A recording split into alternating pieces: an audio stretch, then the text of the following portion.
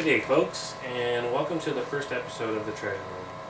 My name is Chris Myers, and we are filming from Nova Scotia, Canada. So today on the Treasure Room, this is the first episode, so what I'm going to do is talk about some of the equipment that I use. Also, basically a show and tell over the treasures I found in the last year.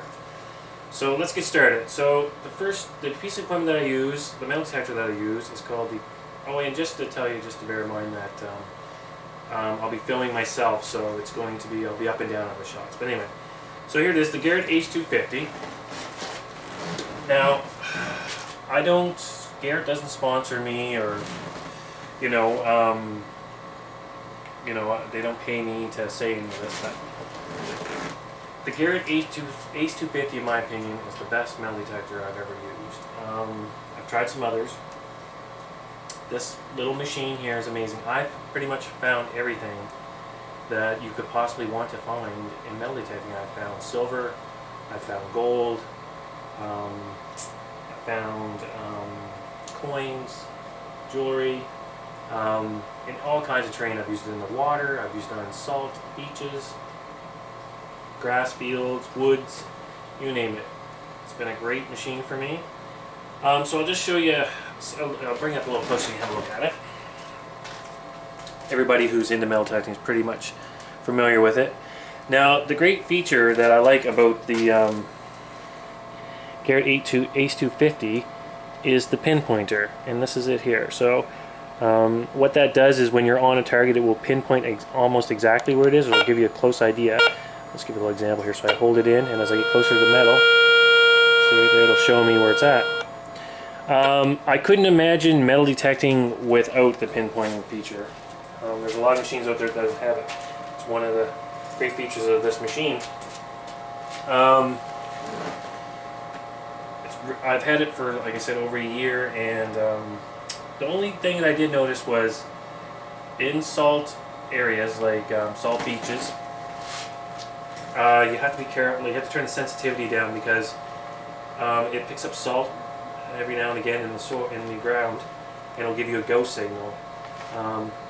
Everybody here probably knows what a go signal is, but it's when you hit a little trace of salt and it shows that there's something there, and then you go to dig and there's nothing there.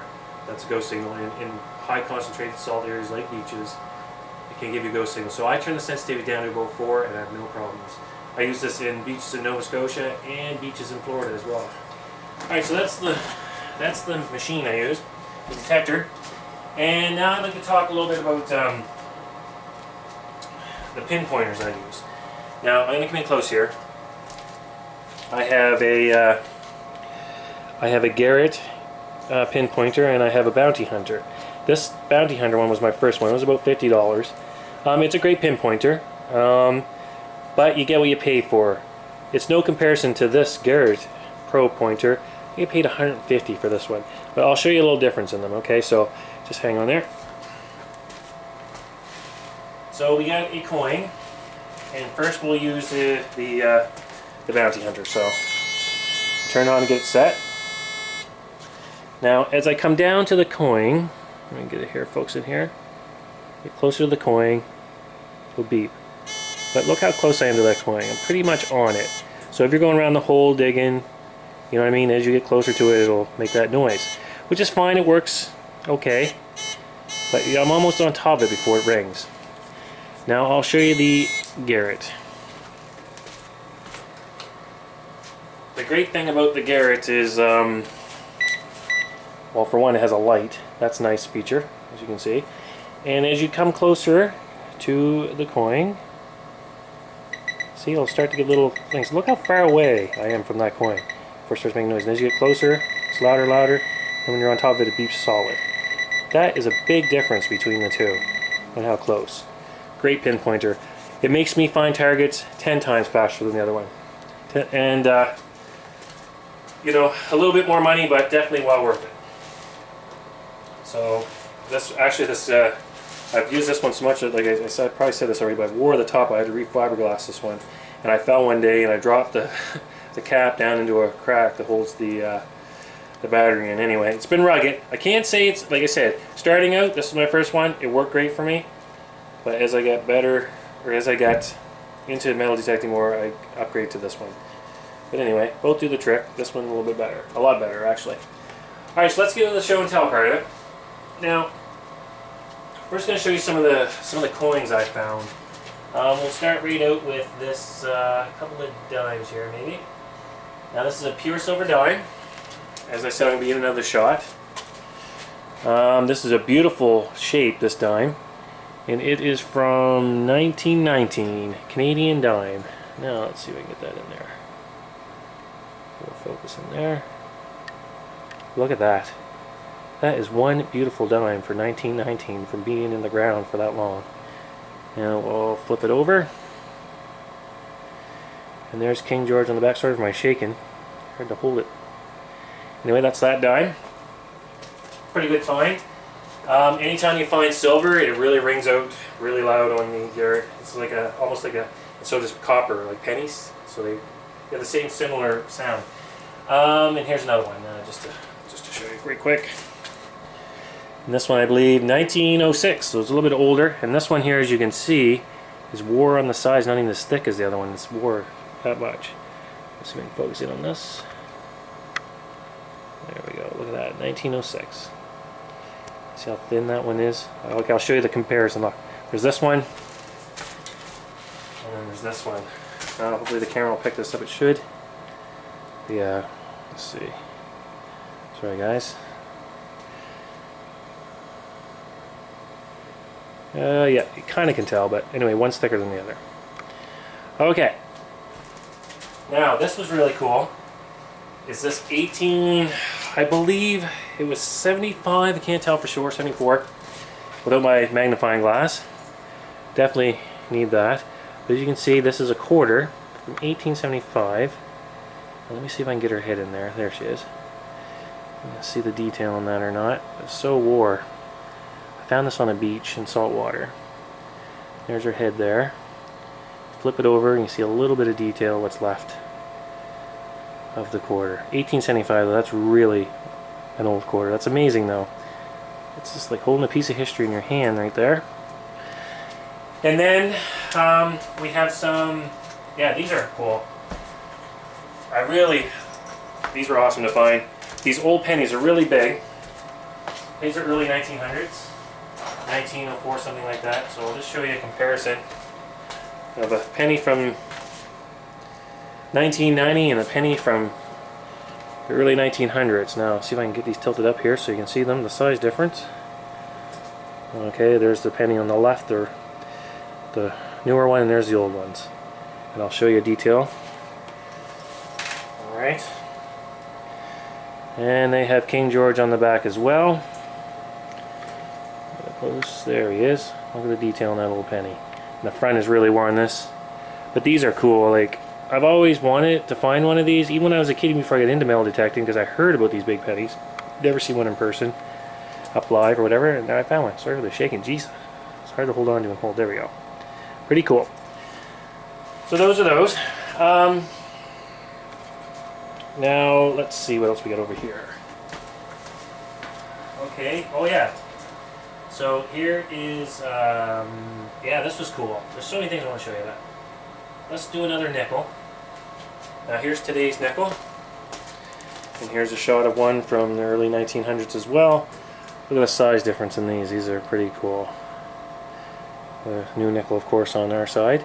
Now all these coins I'm showing you from the early 1900s, oh, there, I dropped it, are made of silver. Pure silver.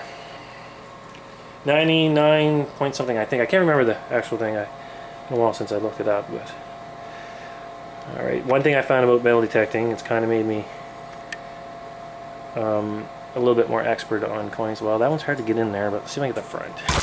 Oh my gosh. Alright, hold on. Here it is. Camera back here. Alright, folks. Let's see. There we go. In there, nickel. 5 cents. So you can barely see it there, but 1917, this one. Alright. And, yeah, this is a cool piece too as well. Found this in Nova Scotia. This is a 10-cent piece from Newfoundland. You'd be better off finding one of these in Newfoundland. Or, I mean, better off, but you have a better chance of finding one. So there it is, 10 cents, 1904. Newfoundland dime. Isn't that amazing? Awesome. Alright, and then some surprises. I shall show you one more here, this quarter. This is King George. Right here. One of the other kings on the whole quarter from 1944. See that? And there's the front. And these are pure silver. So those are some of the Canadian ones I found. I found a lot of those dimes and nickels, like say pure silver. Now this here is pretty cool. I found this here in Canada, which is 1870 something, or 1887 maybe it was. This is an Indian head penny. Now you'd be hard pressed to find one of these in the States, but to find one of these up in Canada, it's really amazing. Does that say 1885? I'm not sure. I have to get the magnifying glass, but look at that. Can you see the Indian head? Pretty old. That's been in the ground a long time and pretty messed up. And let's see if I show you the front. Yeah, kind of gets a little bit of detail, but there it is there. 1 cent, you can see in the middle there the 1, but anyway, that is pretty neat to find up here in Canada. And also, I found this in Canada, which is pretty neat. If I can find it, where did I set it? Here it is.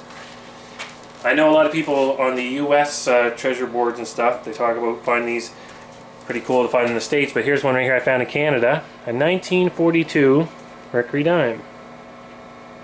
Zoom in on that a little bit. That is in great shape. Isn't it? Beautiful. It's pretty cool to find up here in Canada. And then, so those are some of the older coins. And then here's some of the silver jewelry I found. We have a pure diamond earring, quite big hoop earring. The tag's on here somewhere where it shows the purity, but anyway. And then another silver ring. Really nice. And you can see if I zoom in, you'll be able to see the marks on this one, I think. There it is, the purity. Really nice. And just a plain Jane ring, kinda. Same thing, silver. Focus in on that. There it is. So that's the rings there, a couple of rings. And then I actually found this gold, 10 karat gold, pure 10 karat gold, beautiful little bracelet down in Florida on the beach. And this signal for this, when I found it, gave off a signal of tinfoil. So, like I say, you have to be very careful to dig those tinfoil signals. I know they're a pain because there's a lot of stuff out there like pop tabs and stuff that are going to give you that same signal. You just feel like you're digging for nothing sometimes, but then bingo, you get something like this. See if I can get it the tag in here, show you the purity, or the oh shoot, sorry, the you know what I'm trying to say, the carat. Alright, there we go, a little bit more to that way. There, turkey. 10 karat, you see that? Awesome, eh? Awesome, that was a great find. And I'll show you this too as well. I found this at a church. This old military button. Look at this. Now, I looked this up online. Look at the detail on that. And I think it's World War I if I remember correctly. But cool old find, eh? Typical Canadian. And there's the writing on the back. But this button is in really great shape. So that's that. Also, it's amazing the difference between the sound of today's money and money back then, because it's made of silver. Like, here's some silver coins I'll take in my hand. Now, I don't know if you the camera, let me just pick this up. Listen to the sound of it.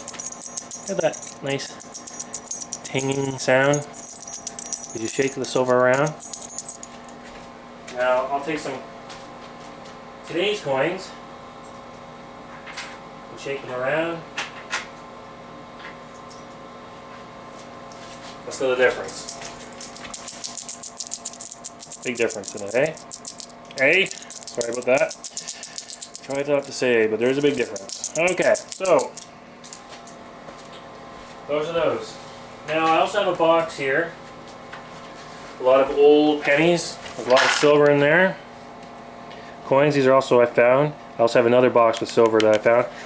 I haven't weighed it out, or I did weigh it out, but I don't know how much, but I think I have close to an ounce in silver I found this year. And I'll show you this. This is just random junk. I have so much of this stuff around that I've found. Horse buckles, spoons, silver spoons. This spoon here actually is a pure silver spoon. A bunch of dinky cards, and this thing here is full. You see that. Let me take some of the junk out. Fishing weights. This is full of pennies. You will find a ton of pennies. I have lots of costume jewelry and bracelets, like I said. Anyway, that's the junk, pretty much the junk part of it.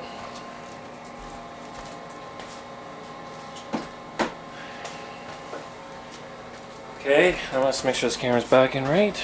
You see me okay? So, those are some of the treasures I found. I don't have it because I cashed them in. Well, I didn't cash them in. I gave them to my kids and they cashed them in, but I had a jar like this full of loonies and toonies. In case anybody from watching the States, those are $2 bills and $1 bill, or not bills, $2 coins and $1 coins that we have here in Canada.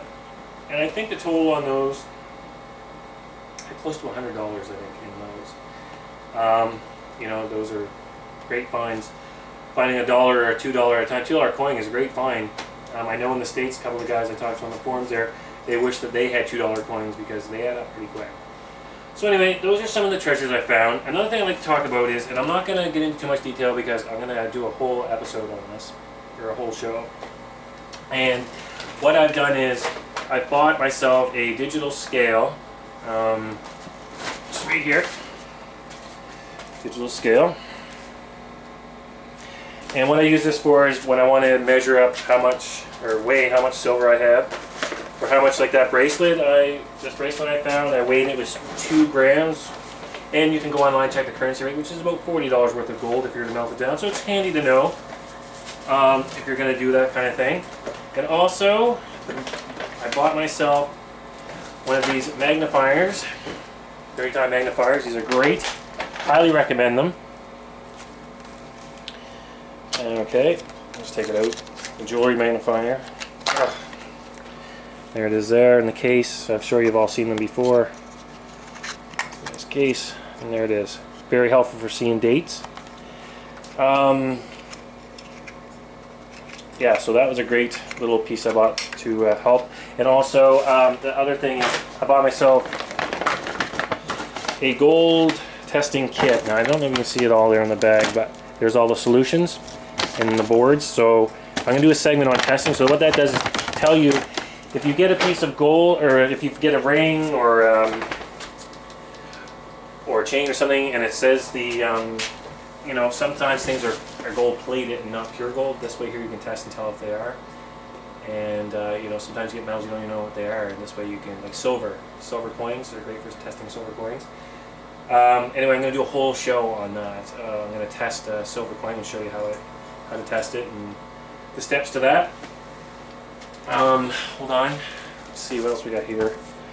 Yeah. So that was it. Yeah. And yeah, so we're going to do a show on that. And sorry folks, I'm just trying to think, make sure I've got everything covered here. Yeah, so I think I do.